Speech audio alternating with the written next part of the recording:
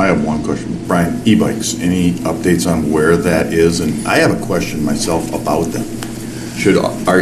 There's a bunch of them that have been running around Excelsior lately that literally look like little motorbikes like we used to ride back when I was a kid. That I don't see any pedals or anything, and they're whipping around through Kowalski's parking lot. Are those e-bikes now too, or? They're a hybrid of level of class 2, but the state has not put a class on them yet. And they're called Super 73s. I know exactly the ones you're talking about. So there has been, I've been talking to Andrew Myers and trying to get something for enforcement statewide.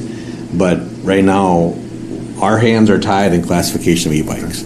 But I am confident that the ordinances that we passed last year gives us some. And I don't think we've really hit it hard yet, like we did last summer right in the beginning. But getting the message out that we're stopping for no helmets and passengers. And both riders should be wearing helmets on them if there's two, because you can't have passengers at all. Well, because the one that I passed on the way here for this meeting, there were two. Exactly. Yeah, I would love to have, it's, we'll really step up patrols now. Yeah, It's becoming nicer. that's fine. I just was curious as to where. No movement from the state. There was even a meeting, Maringate, of the local cities on e-bikes in Wayzata about a month ago. I think you were present at that. Or we had someone there. Yeah. And we need a regional approach to this. And we all said, Three Rivers Park, you're a regional approach to this. And sounds like maybe they might be moving forward with a regional approach to go to the state. But as of now, we're sticking to our ordinances, and I think we're kind of a trailblazer. That we did this last year, and all the cities are jumping on board now. Minnetonka's doing e-bikes, Edina's are doing e-bike ordinances. Well, I know at the meeting that we were all at with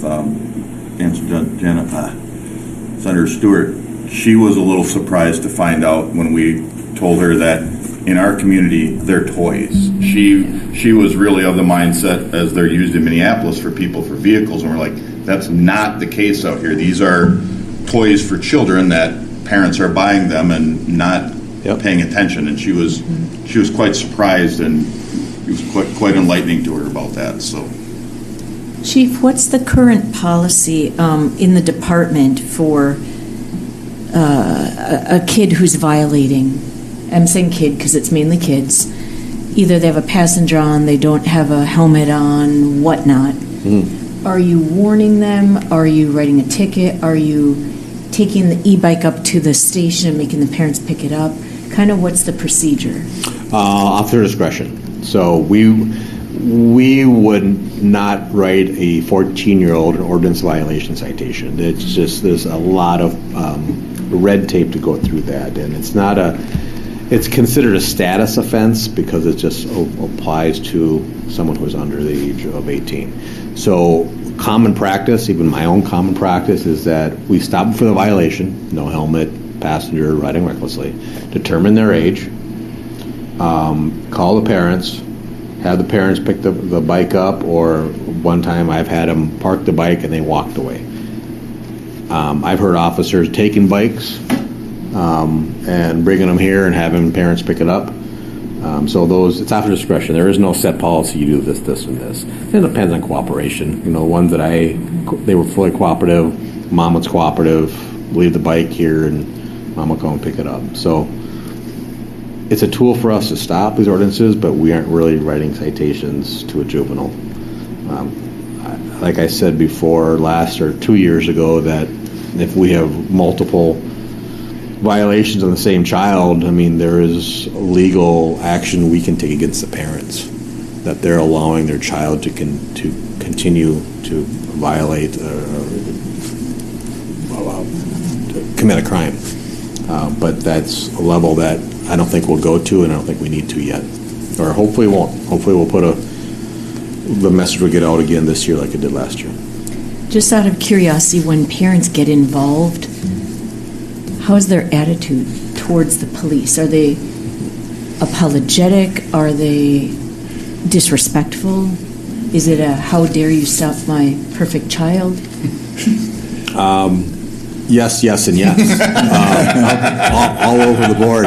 It is Some are like, oh, I didn't know that. The person I bought it from said the child could drive it or ride it, right? But the person we bought this $4,000 bike, they say, yeah, no problem, he can ride it. Some of the parents are like, why are you stopping my child? Other ones like, thank you. So kind of all across the board. Me personally, when I've called the parents, they said, well, park it and we'll pick it up. Or officers will take them home. But it's a problem that we're all dealing with, all the cities out here, and we're just trying to get a handle on it. So overall, I would say the parents they aren't disrespectful, but sometimes they don't get it. Why are you wasting police services on e-bikes? So. To help save your child's life? And it may come down to a tragedy. That's what we're all trying to avoid. But Yeah. I mean, it's certainly. And on both ends, not Right. just the child getting hurt, but I hope the driver who was driving From the legally. trauma from all that. Exactly, hitting a child. I mean, you have to look at both. I mean, accidents are, we look at both sides of it, not just the person who got hit or the pedestrian. There's a traumatic, emotional strain on someone who even hits a pedestrian or even a child on a bike. And the one at Christmas Lake. The person that was killed at the intersection is actually my neighbor. I didn't reveal that last time, but literally, it's the guy that lives next door. And after that incident, he went. I mean, I think you guys knew where he went, but literally, he went and hid in his cabin for a month because he was scared. He didn't know what to do. He was, and he's back now, but he's in therapy, and I mean, he's messed up. I mean, he is not happy about what happened because he can't explain it. He doesn't know. It was an accident. He doesn't. Can't understand it. Well, our Badger Park, right by City Hall, is a major congregating spot. Yep. And as the lacrosse season picks up, it will really, as my kids call them, biker gangs, the biker gangs will start showing up. Yep. And then as the new game is starting, you've got all the parents from game number 1 leaving, all the parents from lacrosse game number 2 coming in. And the kids really aren't paying attention to the drivers at all. And, if you guys could increase patrols in that once the lacrosse season picks up in full swing. Because we've also got kids cutting across Country Club Road from the country club itself. So we've got kids not following the rules of the road. And large groups of kids in our park. And I mean, when I have seen them, they're not doing anything wrong when they're in the park, but I want them to leave the park in one piece. Yeah. So. What time does lacrosse start up? I'm not sure. By about 3 o'clock, it's good. Like now? Yeah, the park was busy this afternoon. Okay. Yeah.